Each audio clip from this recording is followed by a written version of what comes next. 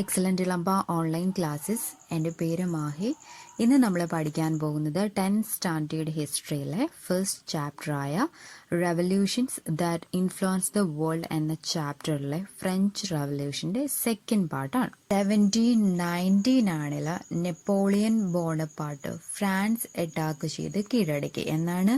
1799 Napoleon France attack ചെയ്ത് കീഴടക്കുകയാണ് ഉണ്ടായത്. Napoleon ഒരു ഏകാധിപതി ആയിരുന്നെങ്കിലും അദ്ദേഹം ഫ്രാൻസിൽ ഒരുപാട് ചേഞ്ചസ് കൊണ്ടുവരികയാണ് ഉണ്ടായത്. ഇനി നമുക്ക് ആ ചേഞ്ചസ് എന്തൊക്കെയാണെന്ന് നോക്കാം. നെപ്പോളിയൻ ഫ്രാൻസിൽ കൊണ്ടുവന്ന ചേഞ്ചസ് എന്തൊക്കെയാണെന്ന് നോക്കാം. ദ ഫസ്റ്റ് വൺ എന്ന് പറയുന്നത് farmers were made in the owners of land. അതായത് farmers were made the owners of land. അതായത് ഫാമേഴ്സിനെ എന്ത് ചെയ്തു? Made the owners of land. കൃഷിസ്ഥലങ്ങളുടെ എല്ലാം എന്താക്കി? ഓണറാക്കി, ഉടമസ്ഥരാക്കി. ആൻഡ് ദ സെക്കൻഡ് വൺ എന്ന് പറയുന്നത് exercise strict control over the clergy. അതായത് പുരോഹിതന്മാരുടെ മേൽ രാജ്യത്തിന്റെ നിയന്ത്രണം ഏർപ്പെടുത്തി. ആൻഡ് ദ തേർഡ് വൺ എന്ന് പറയുന്നത് formed sinking fund with the aim to avoid public debt. Formed sinking fund, അതായത് പൊതുകടം ഇല്ലാതാക്കാൻ വേണ്ടിയിട്ട് എന്ത് ചെയ്തു? സിങ്കിങ് ഫണ്ട് എന്ന പേരിൽ ഒരു ഫണ്ട് രൂപീകരിച്ചു. ആൻഡ് ദ തേർഡ് വൺ എന്ന് പറയുന്നത് establish bank of France to centralise finance. എന്ത് ചെയ്തു? സാമ്പത്തിക പ്രവർത്തനങ്ങൾക്കായി bank of France, established bank of France to centralise finance. അതായത് സാമ്പത്തിക പ്രവർത്തനങ്ങൾക്കായി ബാങ്ക് ഓഫ് ഫ്രാൻസ് രൂപീകരിച്ചു. ആൻഡ് ദ ഫോർത്ത് വൺ എന്ന് പറയുന്നത് constructed several roads for transportation. എന്ത് ചെയ്തു? Constructed several roads for transportation. അതായത് ഗതാഗത പുരോഗതിക്കായി, ട്രാൻസ്പോർട്ടേഷന് വേണ്ടിയിട്ട് അദ്ദേഹം നിരവധി റോഡുകൾ നിർമ്മിച്ചു നൽകി.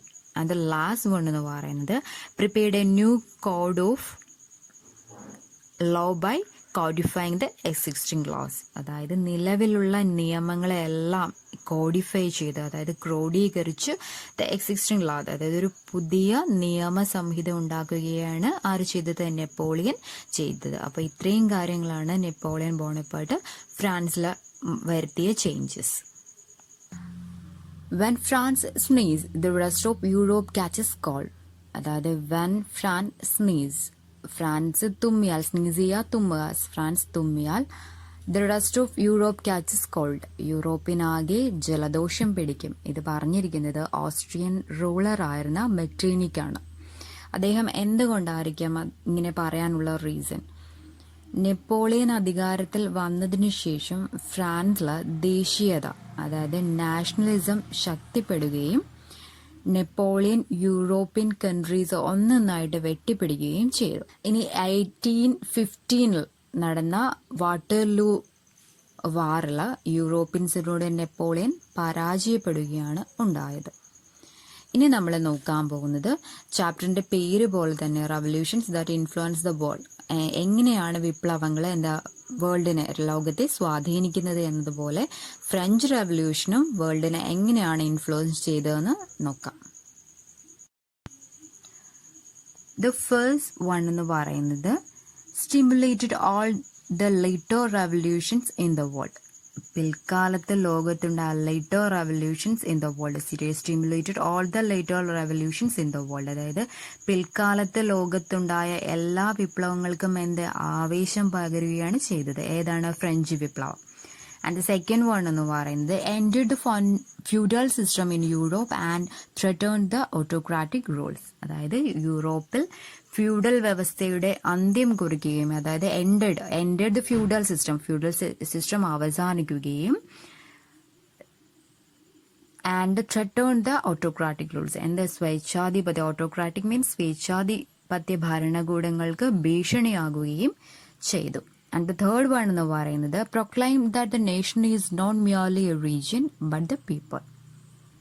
രാജ്യം എന്നാൽ proclaimed that nation is not merely a region. രാജ്യം എന്നാൽ പ്രദേശമല്ല, ബട്ട് ദ പീപ്പിൾ, എന്താണ്, രാജ്യത്തെ ജനങ്ങളാണെന്ന് പ്രഖ്യാപിക്കുകയാണ് ഉണ്ടായത്. ആൻഡ് ദ നെക്സ്റ്റ് വൺ എന്ന് പറയുന്നത് contributed the concept to people sovereignty, അതായത് ജനകീയ പരമാധികാരം എന്ന കോൺസെപ്റ്റ് എന്ന ആശയം മനുഷ്യരാശിക്ക് നൽകി. And the next one is led to the emergence of nationalism, അതായത് ദേശീയതയുടെ ആവിർഭാവത്തിന് കാരണമായി. Led to the emergence of nationalism.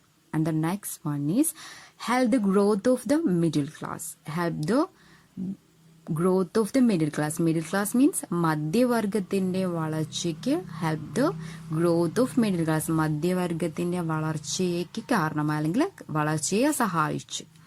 And the last one is spread the ideas of equality, liberty and fraternity. അതായത് spread ചെയ്തു എന്തൊക്കെ ideas ആണ്? Equality, liberty and ഫെർട്ടർണിറ്റി, സ്വാതന്ത്ര്യം, സമത്വം, സാഹോദര്യം എന്നീ ആശയങ്ങൾ എന്ത് ചെയ്യാൻ തുടങ്ങി? സ്പ്രെഡ് ആവാൻ തുടങ്ങി, അതായത് പ്രചരിക്കാൻ തുടങ്ങി.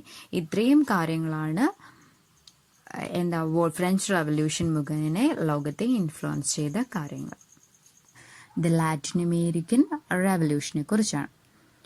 തെക്കേ അമേരിക്കയിലാണ് ഈ വിപ്ലവം നടക്കുന്നത്. എവിടെയാണ്? South America. എവിടെയാണ്? സൗത്ത് അമേരിക്കയിലാണ് ഈ വിപ്ലവം നടക്കുന്നത്. അപ്പോൾ അമേരിക്കൻ വാർ ഓഫ് ഇൻഡിപെൻഡൻസ് നടന്നത് പക്ഷേ നോർത്ത് അമേരിക്കയിലാണ്. എവിടെയാണ്? നോർത്ത് അമേരിക്കയിലും. ലാറ്റിൻ അമേരിക്കൻ റവല്യൂഷൻ നടക്കുന്നത് സൗത്ത് അമേരിക്കയിലുമാണ്. ലാറ്റിൻ അമേരിക്കയിലെ ഫേമസ് പോയിറ്റ് ആയിരുന്ന പാബ്ലോ നെരൂദ പ്രാചീന സംസ്കാരത്തിന്റെ കേന്ദ്രങ്ങളിൽ ഒന്നായിരുന്ന മാച്ചു പിച്ചുവിനെ കുറിച്ച് എന്താണ് പറഞ്ഞിരിക്കുന്നതെന്ന് ഇപ്പോൾ നിങ്ങളുടെ ടെക്സ്റ്റിൽ തന്നിട്ടുണ്ട്. ഒരു പോയത്തിന്റെ ഒരു ഭാഗം. ഇതിൽ നിന്നും അവിടുത്തെ എന്തെല്ലാം കാര്യങ്ങൾ നമുക്ക് മനസ്സിലാവും? ഭൂപ്രദേശത്തെക്കുറിച്ചും ട്രേഡിനെ കുറിച്ചും ഒക്കെ നമുക്ക് മനസ്സിലാക്കാൻ പറ്റും. മെയിനായിട്ട് നമുക്ക് കാണാൻ കഴിയുന്ന കാര്യങ്ങൾ നമുക്ക് എന്തൊക്കെയാണെന്ന് നോക്കാം. ദ ഫസ്റ്റ് വൺ എന്ന് പറയുന്നത് അബൻഡനൻസ് ഓഫ് റിസോഴ്സസ്, അതായത് വിഭവങ്ങളുടെ സമൃദ്ധി. അവിടെ എന്തുണ്ടായിരുന്നു? ഒരുപാട് വിഭവങ്ങൾ ഉണ്ടായിരുന്നു. ആൻഡ് ദ സെക്കൻഡ് വൺ എന്ന് പറയുന്നത് കൾട്ടിവേറ്റഡ് മെയ്സ്, അതായത് ചോളകൃഷി ഉണ്ടായിരുന്നു. എന്താണ്? ചോളം ഒരുപാട് അവിടെ കൃഷി ചെയ്തിരുന്നു. ആൻഡ് ദ തേർഡ് വൺ എന്ന് പറയുന്നത്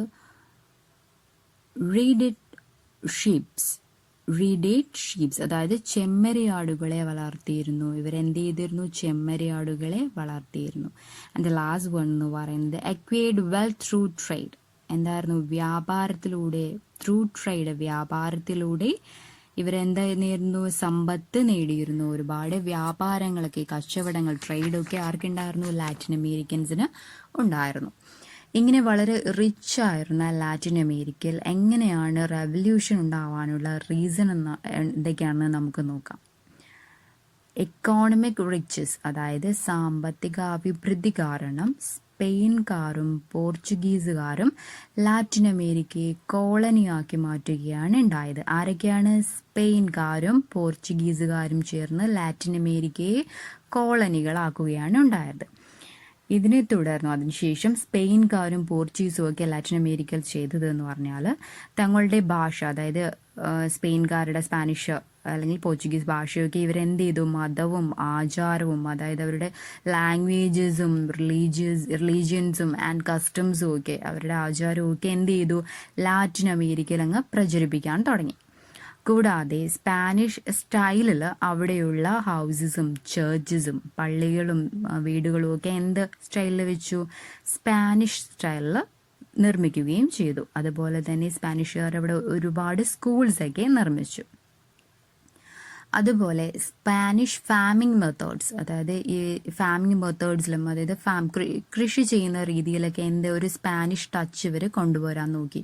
അതുപോലെ തന്നെ കാർഷിക വിളകളും ഒക്കെ ഇവരെന്ത് ചെയ്തു? നടപ്പിലാക്കി. ഈ സ്പാനിഷ് ടച്ചിൽ ഇവർ ഫാം ചെയ്യാനും കാർഷിക വിളകളും ഒക്കെ ക്രോപ്സും ഒക്കെ ചെയ്യാൻ ഇവർ തുടങ്ങി. ഇതിനെ തുടർന്ന് യൂറോപ്യൻസിൽ നിന്ന് ലാറ്റിൻ അമേരിക്കൻ ജനങ്ങൾക്ക് പലതരത്തിലുള്ള ഡിസീസസ്, രോഗങ്ങൾ വരാൻ തുടങ്ങി.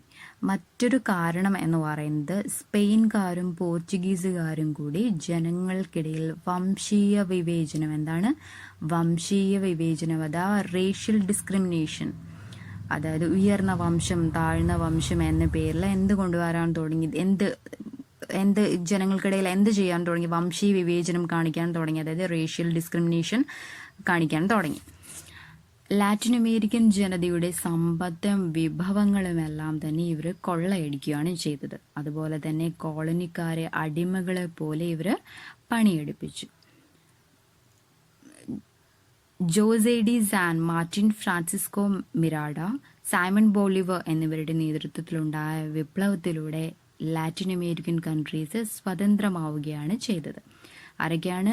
Jose de San Martin, Francisco Miranda and Simon Bolivar തുടങ്ങിയവരുടെ നേതൃത്വത്തിലുണ്ടായ വിപ്ലവത്തിലൂടെ ലാറ്റിൻ അമേരിക്കൻ കൺട്രീസൊക്കെ സ്പെയിൻകാരിൽ നിന്നും പോർച്ചുഗലുകാരിൽ നിന്നും സ്വതന്ത്രമാവുകയാണ് ചെയ്തത്. റഷ്യൻ റവല്യൂഷനെ കുറിച്ച്. റഷ്യ ഭരിച്ചിരുന്നത് സർ ചക്രവർത്തിമാരായിരുന്നു. ആരായിരുന്നു? സർ ചക്രവർത്തിമാരായിരുന്നു റഷ്യ ഭരിച്ചിരുന്നത്.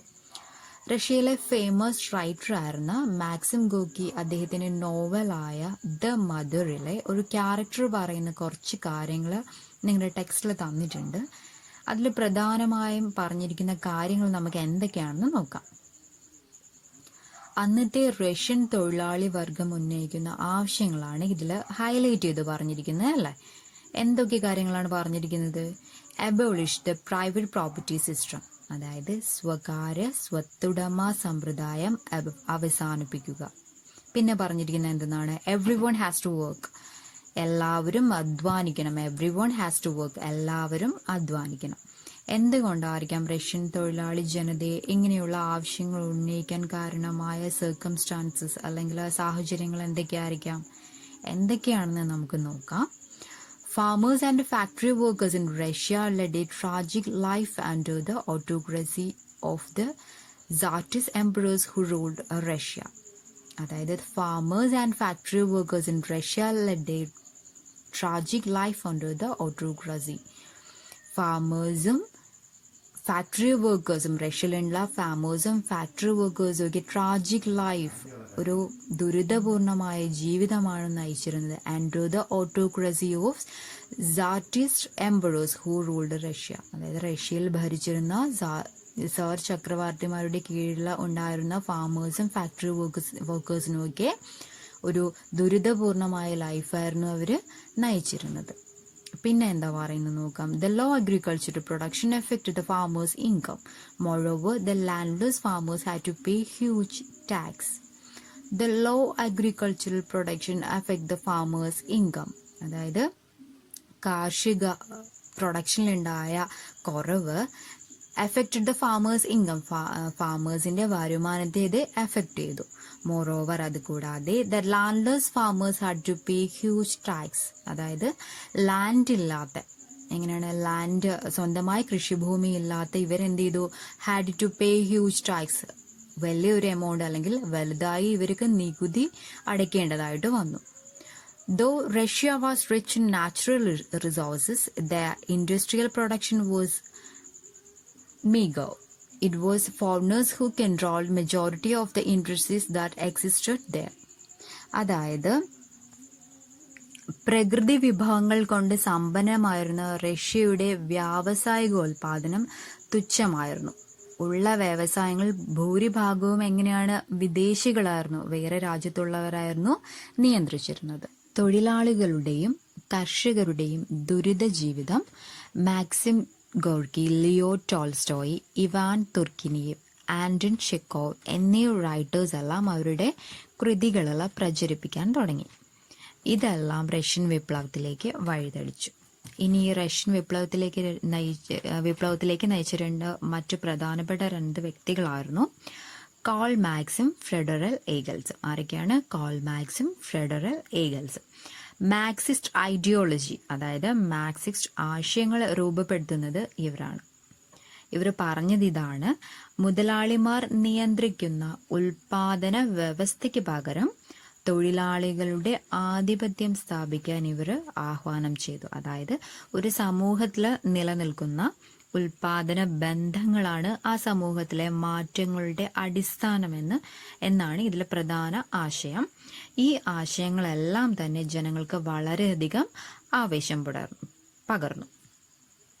വർക്കേഴ്സിന്റെ ഈ പ്രശ്നങ്ങളെ പരിഹരിക്കാൻ വേണ്ടി അവരൊരു തൊഴിലാളി സംഘടന രൂപീകരിച്ചു. ഇങ്ങനെ മാർക്സിസ്റ്റ് ഐഡിയോളജിയുടെ ബേസിൽ ഫോം ചെയ്ത സംഘടനയാണ് സോഷ്യൽ ഡെമോക്രാറ്റിക് വർക്കേഴ്സ് പാർട്ടി. ഏതാണ്? മാർക്സിസ്റ്റ് ഐഡിയോളജിയുടെ ബേസിൽ ഫോം ചെയ്ത സംഘടനയാണ്, അതായത് പാർട്ടിയാണ് സോഷ്യൽ ഡെമോക്രാറ്റിക് വർക്കേഴ്സ് പാർട്ടി. ഈ പാർട്ടി പിന്നീട് രണ്ടായിട്ട് സ്പ്ലിറ്റ് ചെയ്യുകയാണ് ഉണ്ടായത്. സ്പ്ലിറ്റ് ചെയ്തിട്ട് ഒന്നെന്ന് പറയുന്നത് മെൻഷെവിക്കുകൾ, അതായത് ന്യൂനപക്ഷമെന്നും, രണ്ടാമത്തേത് ബോൾഷെവിക്കുകൾ, അതായത് ഭൂരിപക്ഷമെന്നും, ഇങ്ങനെ രണ്ടായിട്ട് സ്പ്ലിറ്റ് ചെയ്തു. ഈ മെൻഷെവിക്കുകൾ അഥവാ ന്യൂനപക്ഷത്തിന്റെ ലീഡർ എന്ന് പറയുന്നത് അലക്സാണ്ടർ കെരൻസ്കിയാണ്. അതുപോലെ തന്നെ ബോൾഷെവിക്കുകൾ, ഭൂരിപക്ഷത്തിന്റെ ലീഡേഴ്സ് എന്ന് പറയുന്നത് ലെനിനും ട്രോട്സ്കിയുമായിരുന്നു. ഇങ്ങനെ 1905 നടന്ന റഷ്യ ജപ്പാൻ വാറിൽ റഷ്യക്കുണ്ടായ പരാജയം, റഷ്യയിൽ 1905 നടന്ന 1905, അതായത് 1905 നടന്ന റഷ്യൻ ജപ്പാൻ വാറിൽ റഷ്യക്ക് പരാജയം നേരിടുകയാണ് ചെയ്തത്.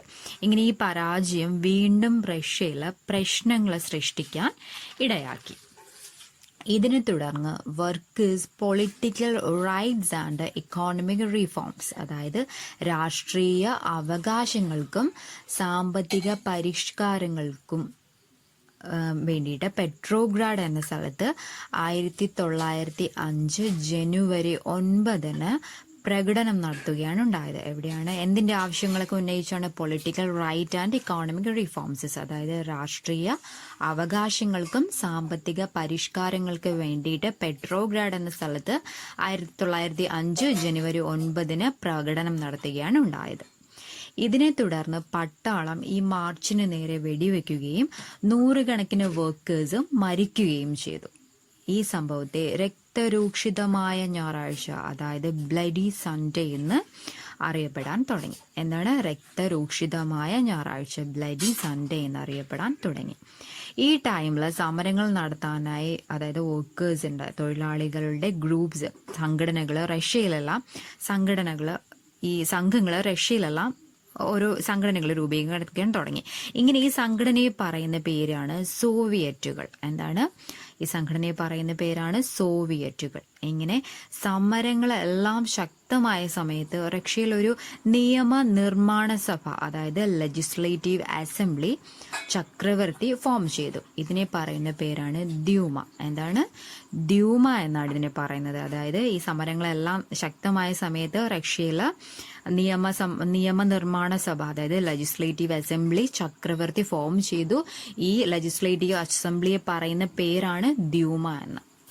ഇനി റഷ്യൻ റവല്യൂഷനുമായിട്ട് റഷ്യയിൽ നടന്ന വേറൊരു റവല്യൂഷനെ കുറിച്ചാണ് നമ്മൾ പഠിക്കാൻ പോകുന്നത്. ഇതിന്റെ പേരാണ് ഫെബ്രുവരി റവല്യൂഷൻ അഥവാ ഫെബ്രുവരി വിപ്ലവം.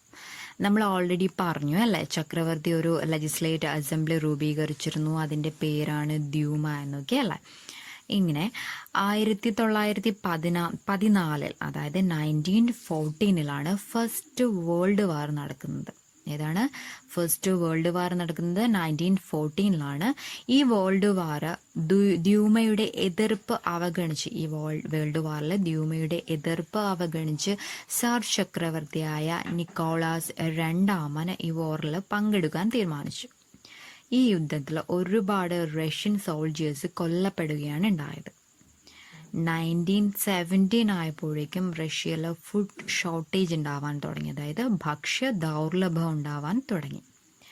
ഇതിന്റെ ഫലമായിട്ട് മാർച്ച് 8 ആയിരക്കണക്കിന് സ്ത്രീകൾ റൊട്ടിക്കു വേണ്ടി പെട്രോഗ്രാഡ് തെരുവ് വീതികളിലൂടെ മാർച്ച് നടത്തി. എന്താണ് ചെയ്തത്? മാർച്ച് 8 ആയിരക്കണക്കിന് വരുന്ന സ്ത്രീകൾ റൊട്ടിക്കു വേണ്ടി പെട്രോഗ്രാഡ് തെരുവ് വീതികളിലൂടെ മാർച്ച് നടത്തി.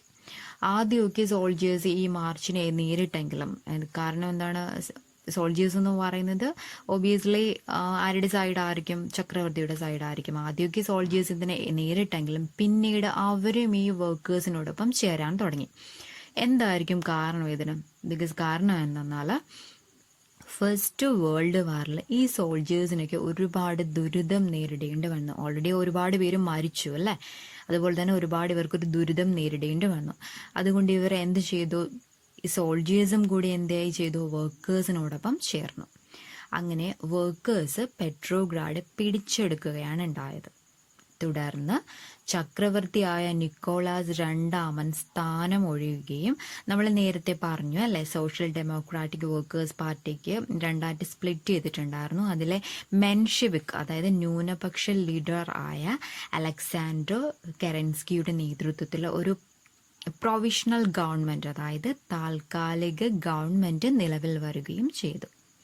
ഇതിനെയാണ് ഫെബ്രുവരി വിപ്ലവം, അതായത് ഫെബ്രുവരി റവല്യൂഷൻ എന്ന് പറയുന്നത്.